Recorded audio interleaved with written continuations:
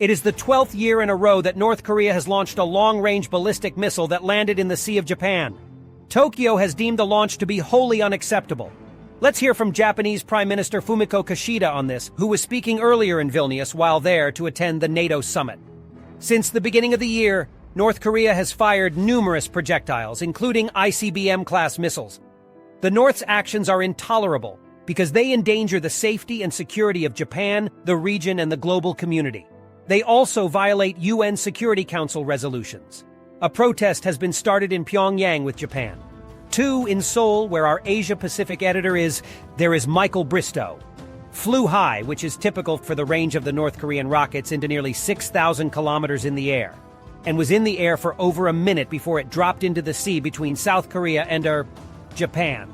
Currently, Japan claims that is the longest flight duration for a missile of this kind at the moment, despite the fact that I'm not sure if this will work.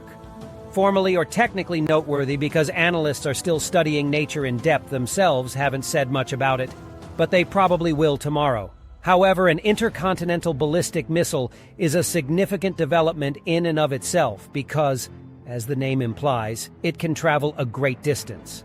As a result, the Americans are particularly concerned about this kind of missile because, of course, it could potentially reach continental America. North Korea previously tested a long-range missile using solid fuel, and it could have done so again this time.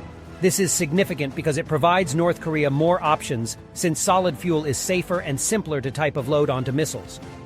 For the past couple of years, we've seen quite a few launches by the North Koreans of artillery shells, short-range missiles, long-range missiles, a whole series of them. And it gives you an indication that they're determined to pursue their goals. However, we're going to have to wait to see what analysts are saying, what the North Koreans themselves say about this.